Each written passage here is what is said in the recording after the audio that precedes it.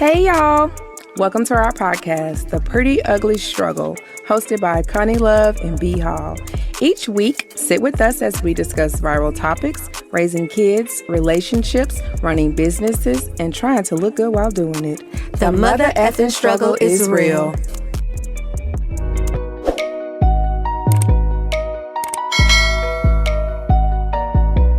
Hey y'all! It's your girl B. And I'm your girl, Conni Luv. And welcome to another episode of The Pretty Ugly Struggle. Ooh, the Nats in Texas is alive and well. Okay. Hey! Why is it so blurry on me?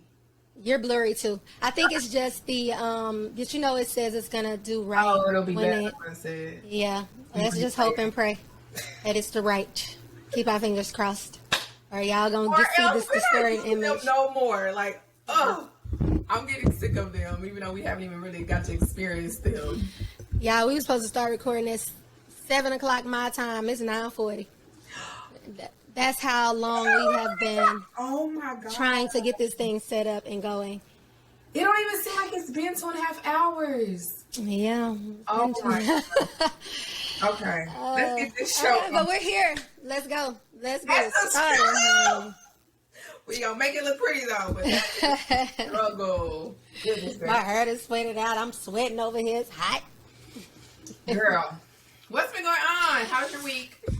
My week was great. I went to Atlantic City and New York this weekend with my daughter. We did a little mother-daughter trip. How was New York with the whole, I mean, everything is normal. People were trying to be safe. It's hard to be safe when you're, it's packed. I've been in Times Square where there's millions of people, it feels like. But it was okay. People were respectful, trying to keep their distance. Everybody wore a mask.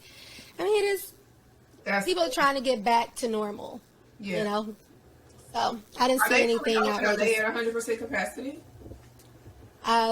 We only shopped. I only took it to New York to go shopping. Oh, I love it. So every store that we went to was open.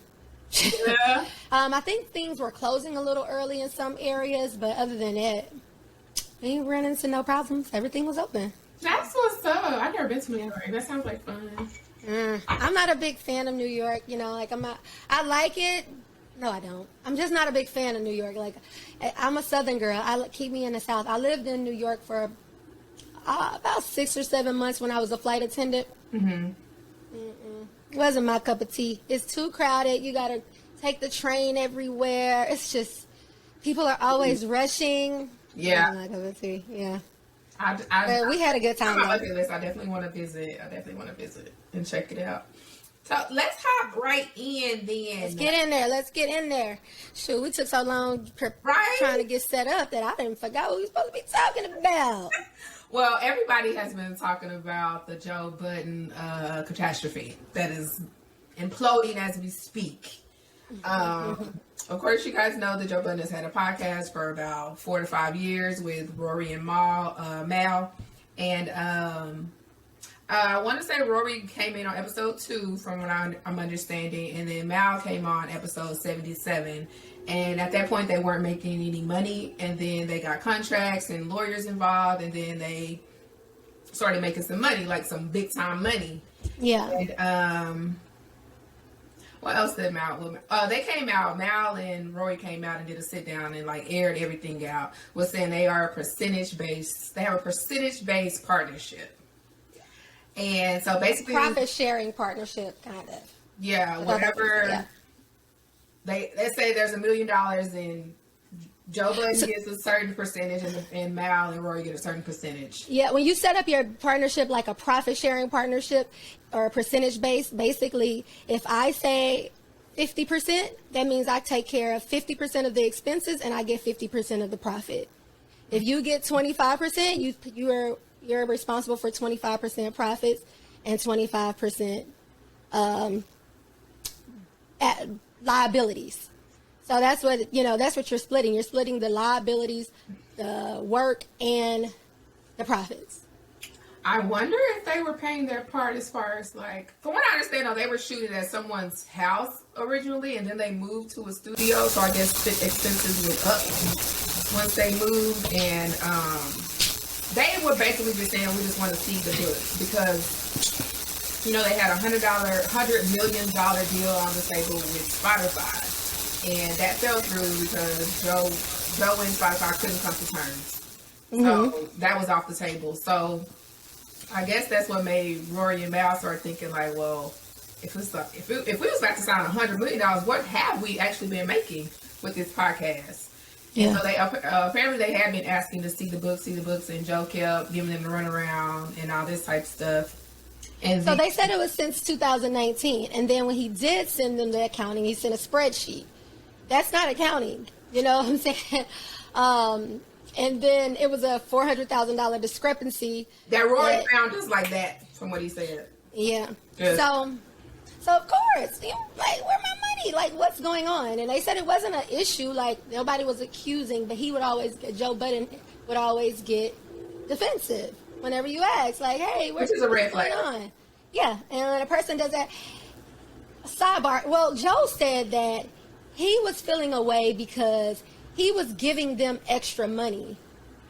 He says that he was giving them extra money. He wasn't even looking at the percentage. He felt like he was taking care of his boys, like when it'll be like, dang, that's all they getting, I'm gonna give them a little extra, and they didn't even know. So he's upset, like, y'all coming at me like this and I do this extra.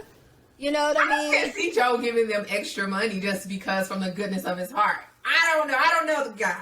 I can't see it. Mal, they had an issue because they were on tour and they had sold 1,500 seats and they got a check for it. And then they went to another city and they sold 2,000 seats. And they still got the same amount for the 1,500 show to the 2,000 show. So he's like, if we're getting a percentage, why is it the same? It should be increased, yeah.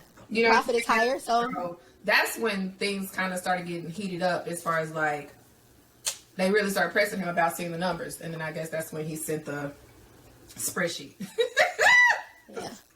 I mean, it got really ugly. He fired Rory online. Yeah. I mean, on air. And what's his name? But I think I relate more to Mal because, is that how he says Mal or Mal or whatever? Because my thing is this. You can steal from me. You can do a lot of shit to me. Mm-hmm. But what you cannot do is assassinate my character. I am very big on my character, my reputation, because my name is all I got at the end of the day. You take away everything else, but my reputation and my name is what means the most. Okay, and the thing is that you can't. The worst feeling in the world is to feel disrespected and played by somebody you call your friend. And like he was saying, he was like, I can't go on here and talk about Saweetie, how good Saweetie looked, but I'm really feeling away because my friend disrespected me. Yeah. You know what I mean? So it's hard to do that. Like, that's high with your ass. Mm-hmm. It's hard to do that when you are in a position and that's the only thing that can go wrong when friends start to do business with each other. You start to see things, you start being like, that don't seem right. The way you moving, and and then it messes up the chemistry if you're a person who cannot act. You know what I'm saying? I'm like that. I'm that type of person. Like, it's hard for me to be fake. And so I understood where he stood. He was like, I'm not going back until I'm comfortable. Because now you're assassinating my character. Yeah. So how can I go back to this and be okay when you out here and dogging me in the streets? Yeah. Like, I'm going to feel some type of way every day.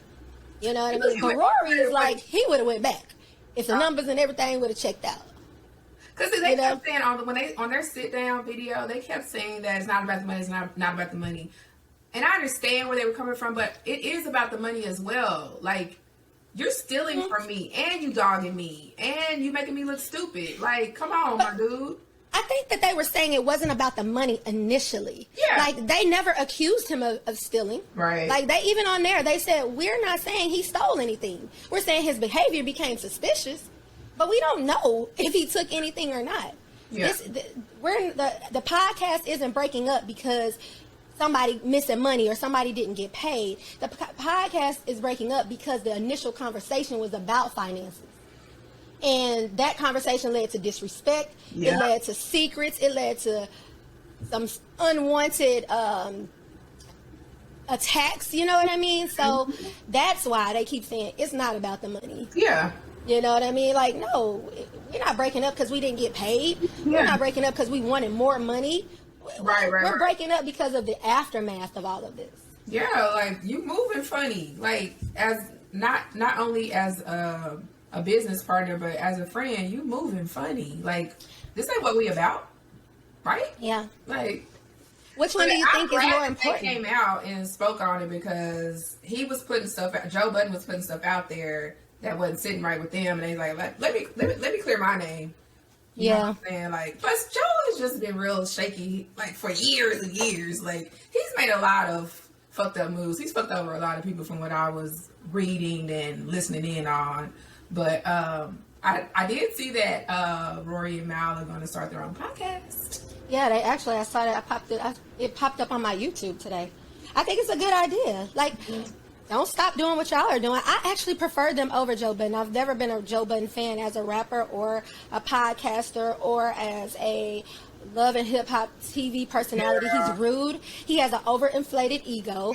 He's disrespectful. He just talks like, I don't rock with that. Like, he's so abrasive. He doesn't care how he makes people feel. Like, he's like a bully in a lot of ways too, and he thinks he's so much smarter than everybody else. He uses a few big words. Yeah. Like, very condescending when he speaks. Oh yes, that's a good word. Yeah. So I've never really been a big fan of his. You know what I mean? But yeah, so I'm cool with them doing their own thing. Looking forward to seeing what happens. Yeah. I would probably listen more with just them two. Yeah. Versus him, because, like I said, I never really liked his opinions. He's too macho, chauvinistic. He's so Yeah, you know what I mean. So, and that is just, the whole thing is like, and then it makes you look at him funny. You lose respect in another capacity. Like, you're the type of person that will. Some people get so caught up in the money, and I ain't gonna say the money. Some people get so caught up in the fame. The popularity, and your egos get so inflated, and you're just like, oh, you know what? This, like he was saying on like his live or something I listened to. He's like, yeah, it costs a lot of money to run a business. Like, no, whatever. You took a higher profit, a higher percentage for a profit. You gonna have higher expenses. Yes, it costs to be the boss. That's what they say. It does cost to be the boss. You know what I'm saying? Like, it's just a lot. And I understand some of the things like that he was saying as far as that portion of it, but it is what it is. Why are you complaining about it? At the end of the day, you need to treat your co-host, especially people you call friends, with respect. You know what? I think Kevin Hart said something, and Kevin Hart, because I listened to his. Okay, that was interesting because I wasn't expecting any famous people to to chime in on this. But you know, like, they don't like each other. Yeah, that's what I've been hearing. Yeah, they don't like each other. I know he used to always say stuff about Kevin Hart. So they don't like each other. And what Kevin Hart was saying was so true. And like he was telling his co-host on that podcast, and he was saying, like, what you have to do when you're doing business with friends is you keep the communication lines open. You never give them the opportunity to guess. You can't say, like Rory and Mal shouldn't have been guessing about the finances. They shouldn't have been guessing about anything that was going on with that podcast in no kind of way, because when I gotta guess what's going on, you leaving me too much room to assume. Too much room to assume. And now we're looking at each other crazy. And it's breaking up the chemistry. It messes it all up when somebody looking sideways, you know? So if you keep the communication lines open, I think you'll be great. And I think that's kind of what Kevin Hart was saying.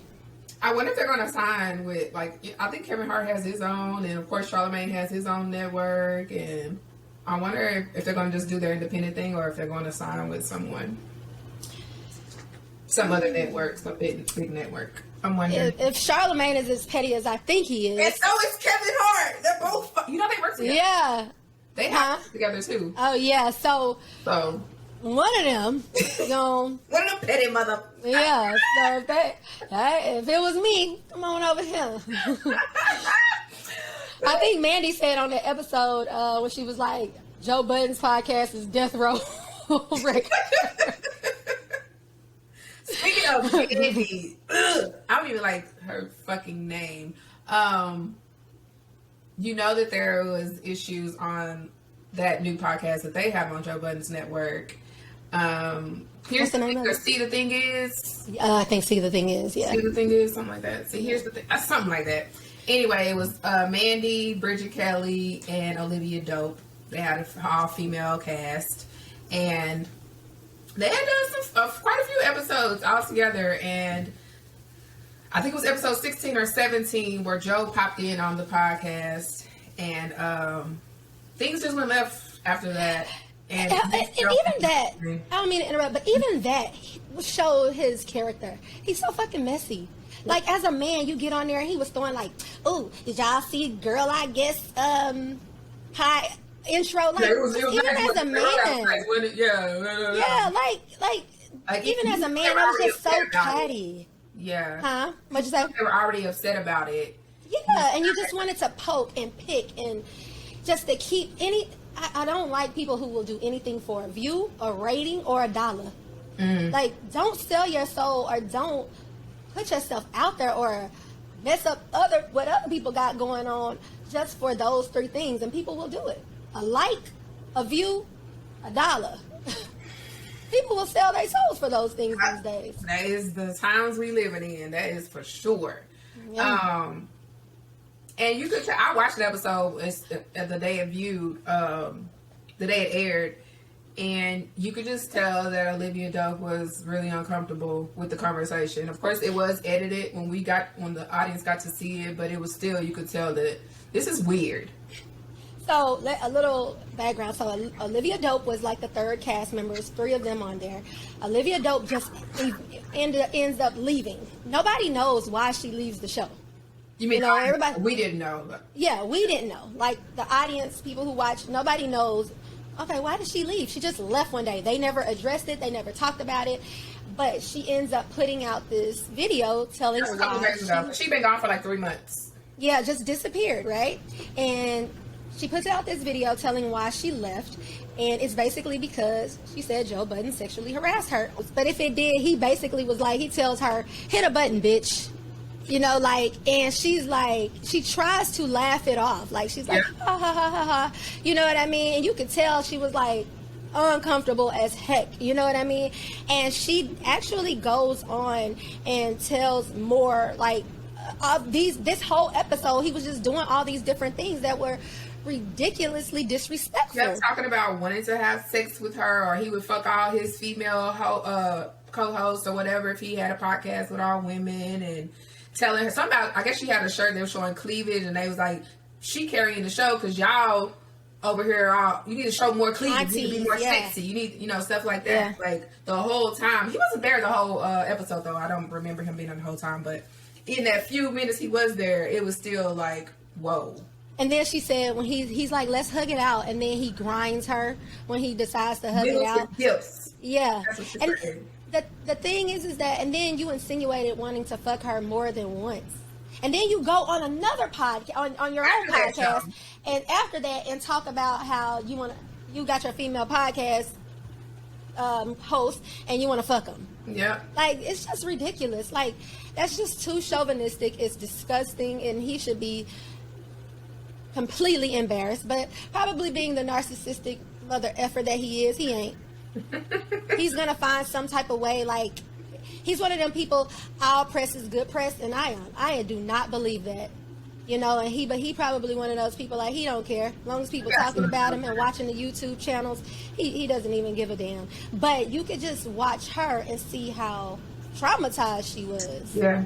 You know what I mean? Like, bringing up her daughter, like having to explain to her daughter that she allowed someone to sexually harass her and didn't speak up for herself.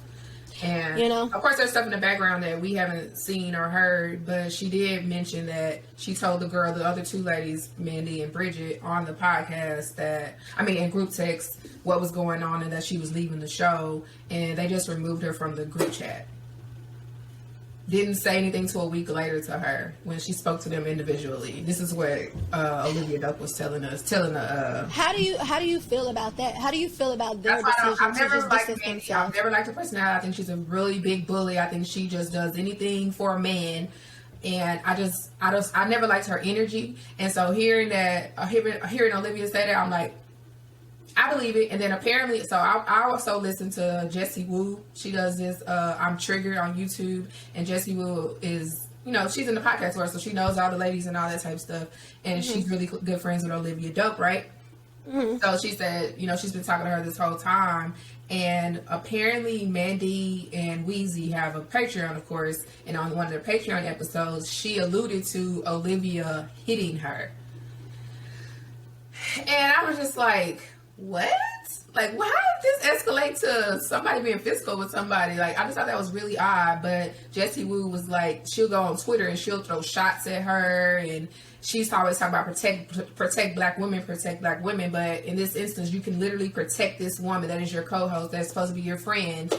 And you chose not to. You just removed her from the group chat. And went on with the show like it was nothing. Went on having other guests on like it was nothing. Like in that situation, you want to stand with your friend, with your co-host, with your woman, with your, you know, comrade. Like, let's get to the bottom of this and see if we can salvage this and fix it. If we can't, okay, let's make sure she is comfortable in every way, shape, and form that we can as her friends, as her co-host. Like, I just thought that was real shitty of them.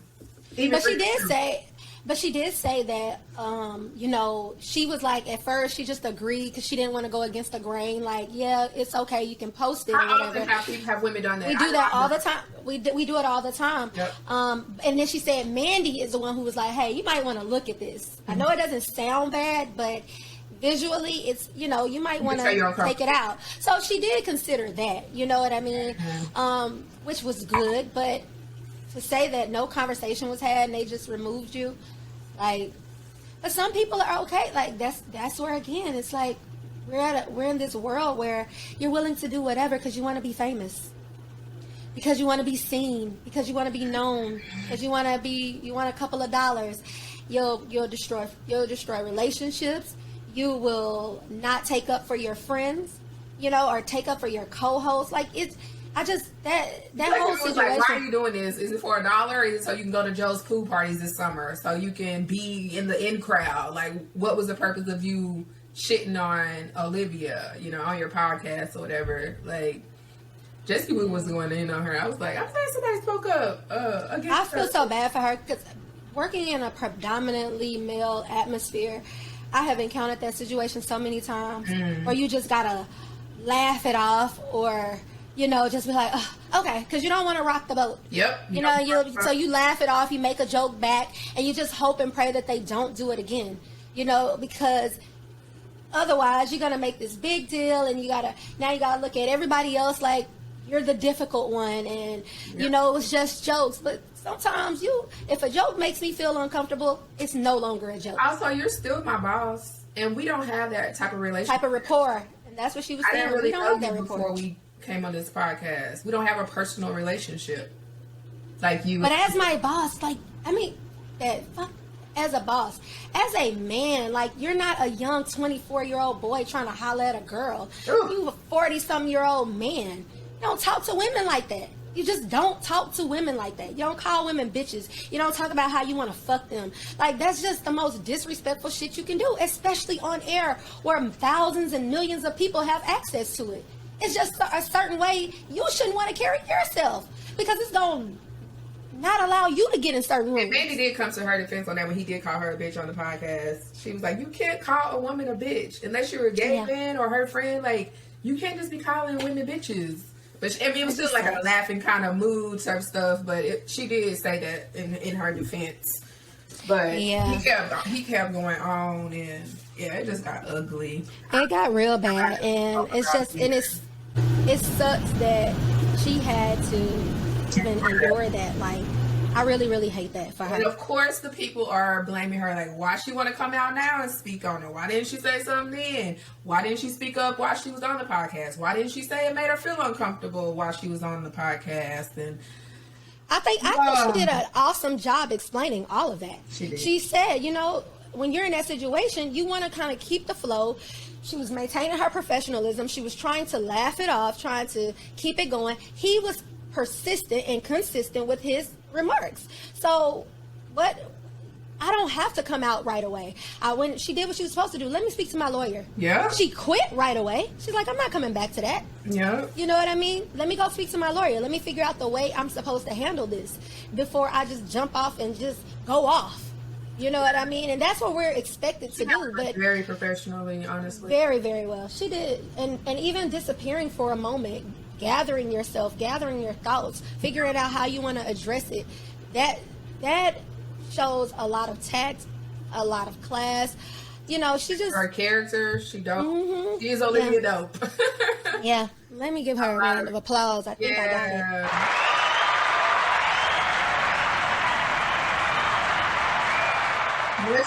Much respect. I hate that you're going through that, but we with you. And the whole victim blaming shit, y'all gotta stop. Y'all gotta freaking stop. Like, that shit, every time I'm reading those comments, like, I'm on there, I'm like, taking up for her.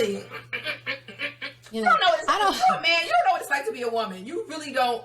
Even when you go to the goddamn gas station, you have all kinds of people hollering at you and doing this, and you don't know if to trust this person, not trust this person. It's just some weird shit that be going on with women, and it's having to do that in the public eye. Y'all can see it for yourself. Y'all can read it. Y'all can all this. Like, you can see that's just one small thing, and that was a professional situation. Imagine when you're not on camera, the things that women have to go through. Like, please shut the fuck up. If you aren't there, you don't understand. If you're not a woman, you never went through that. Shut the fuck up forever. In the word, forever. Shut the fuck up forever. But yeah. In other news, because fuck Joe Budden. I said it. Trash. Fucking through him.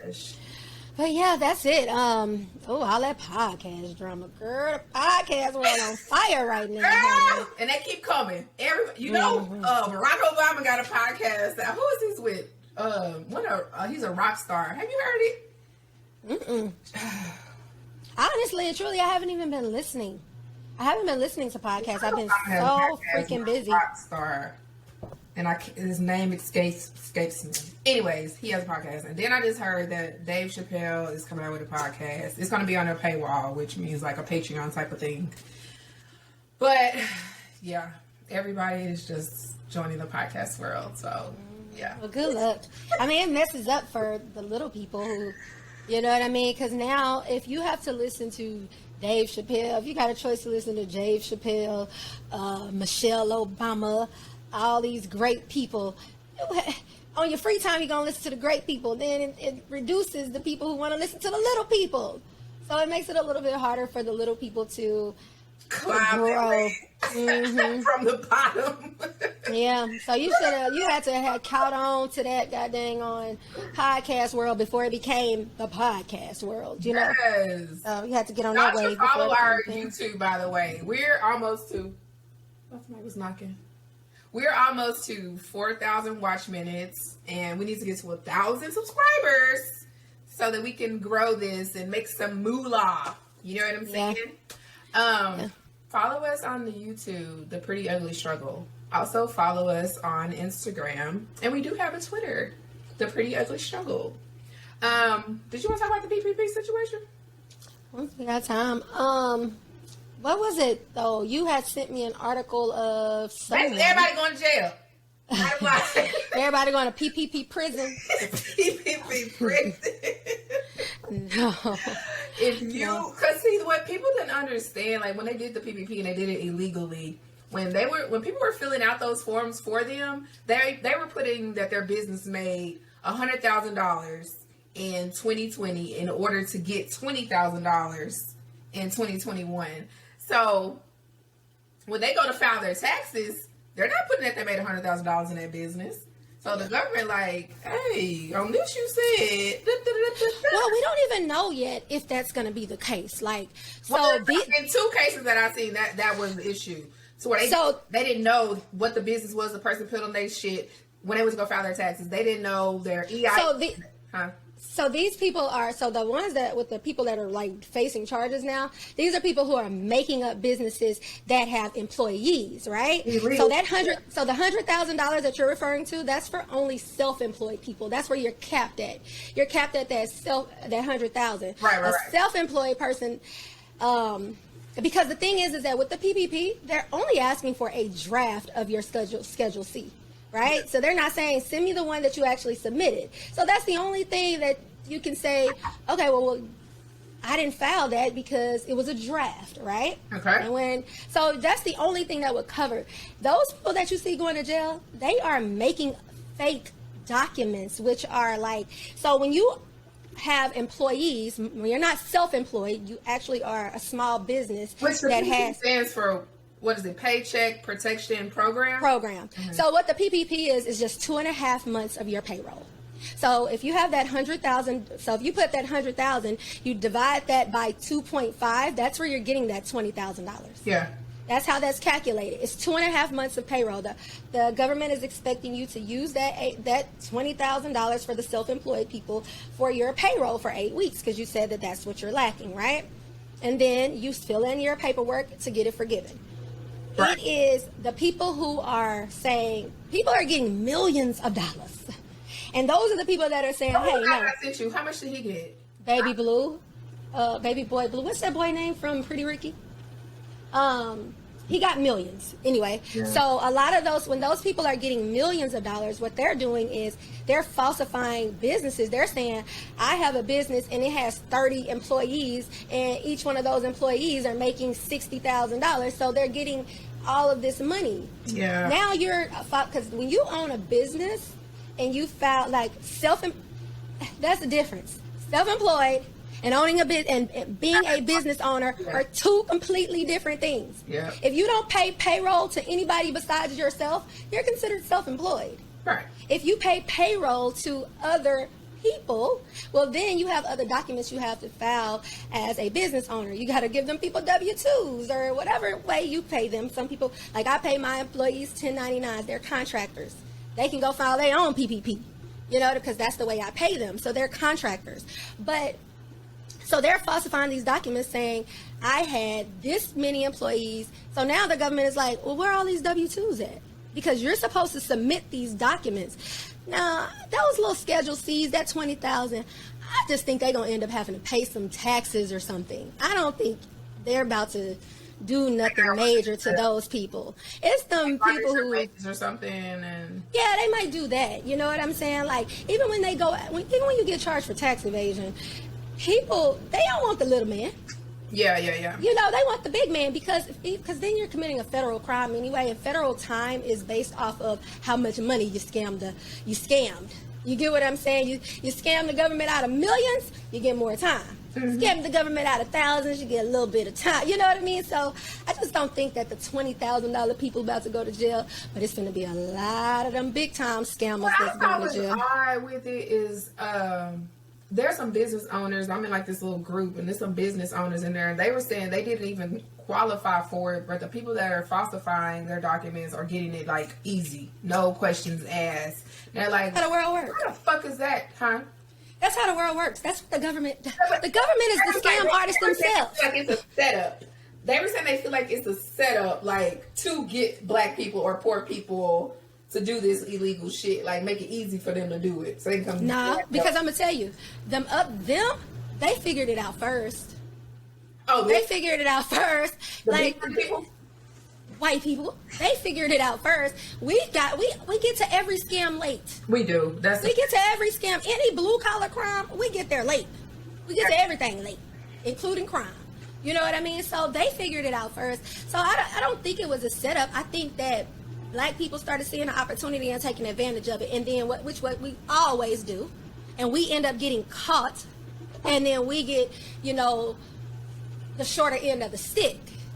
Yeah. So because we're targeted a little bit more. But girl, no, I don't think it was set up. I think it was put in place for the right reasons. But people just started to figure out a loophole. Yeah. And just took advantage of it, like anything. All this stuff, I was like, nah, I ain't gonna touch it. I'm fine. I'll be all right. I'll be okay. I didn't get it either. I don't have no employees. It's just me. I'm just self-employed. But you could have still got it, but... You still get it. You don't have to falsify your documents. Yeah. I didn't get it because I still was making money during the pandemic, so I didn't, but I just think that I ain't mad. Get your 20 G's and have a good time. I am not mad I like seeing black people be on top for a minute. No. People traveling, people doing things they ain't never had a chance to do. I even know people who are actually starting businesses. They ain't have one at first. Good. They're starting businesses with their money. So I hope and pray that the government don't come back. I just don't like seeing the people all at the Gucci stores now that you got your little 20,000 PPP. Like, do something better with your money. Girl, let them people live their life for one second. Live your life, live your best life. And then call me and I'll try to do your taxes for you. No. Nah. No. Nah, never mind. I don't even want no parts of it. Money. Put that in a fund for kids or something. Like, do something productive with it. Like, not just go buy a goddamn Gucci bill. Like, fuck Gucci. Yeah. But yeah, hopefully y'all make it out all right. Yeah. I don't think it's going to be as bad as we think. I think a lot of people are going to go to jail, but those are going to be the people who are being very excessive with it. But I pray that this ain't nothing that's going to hurt the black community too much, you know. Don't put us further in the ditch than we already are. We already got to climb out. Count it as our reparations. Well, that'd be great. Can we? Count it as our... Damn. You know, I'm loving seeing the balling that's going on in the world right now. My timeline be lit, honey. My timeline is lit, baby. Yeah, so that's that on that. What else we got today? Do we have a pretty girl, pretty boy? The pretty girl of the week. I wanted to give it to two people, actually. I definitely wanted to give it to Olivia Dope. Olivia Dope. She is like, she just displayed a lot of class, you know, and being a woman that's dealt with everything probably under the sun that she described in her, I don't want to say her post, just describing the situation. She handled it very well. Yeah. She described it to a T. She was very informative. You could tell, like, she really thought about it. She took her time. You could tell she was nervous, you know, and she handled it with class. And she definitely represents the pretty ugly struggle. Like, y'all don't understand the hats that women wear. You don't understand what we go through as just being a woman, you know, and I'm not even going to just say attractive women, all women. Yeah. You know, everybody goes through that shit. Women, and she just handled it extremely well, and I'm glad for her. I'm glad that she had a voice. I'm glad that she did it with poise and dignity and honor, you know? Story, yeah. Totally. Okay, so applause to her again.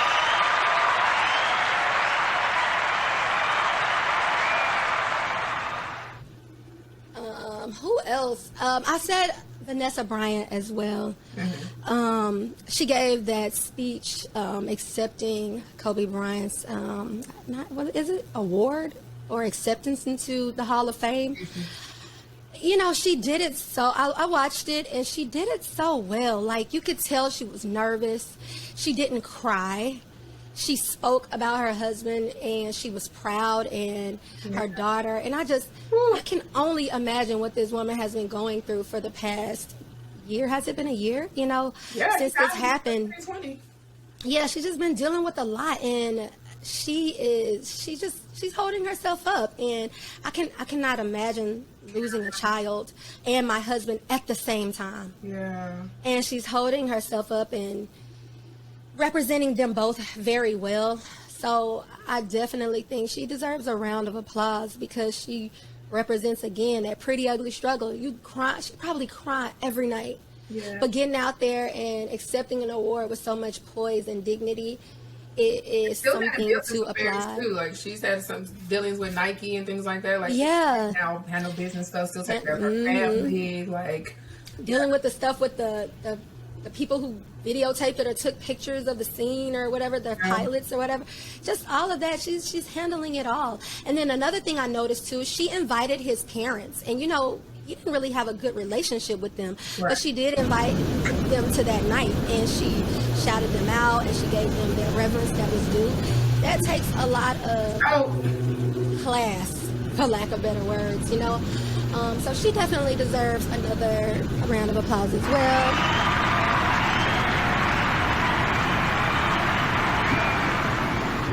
So the women, women, I love y'all. Like, women, y'all are the truth. I love being a woman. I love being a black woman. We do this thing, y'all. You And we don't get to pat ourselves on the back very often, so pat yourselves on the back, ladies. Make sure you do that every morning. Tell yourself thank you. Tell yourself you are the bomb. You are the shit. You deserve it all. You deserve Remember that. all. Keep it up. Do we have pretty boys? I have J. Cole, of course. Y'all know I love J. Cole. Like, I'm like a big J. Cole fan. He dropped his album. I think is the album called Off Season? Go get me alive.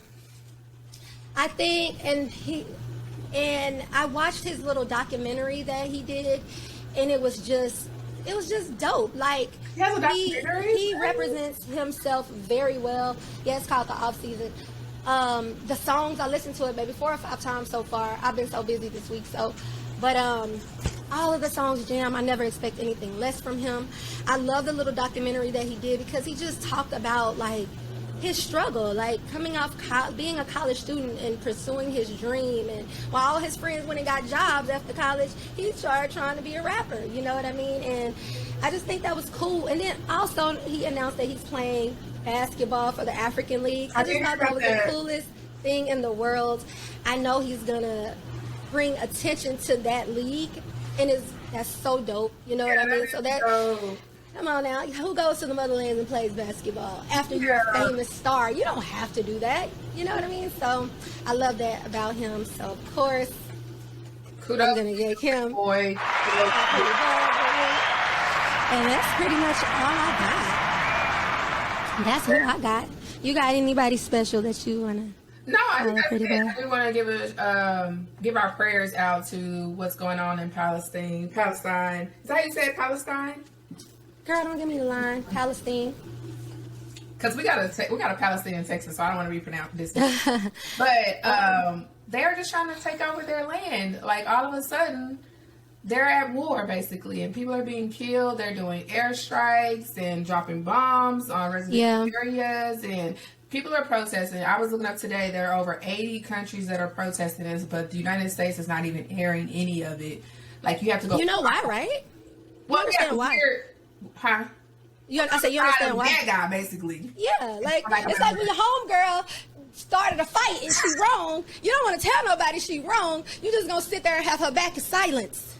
Like, we're great. We have allies. Israel is one of our biggest allies. Yeah.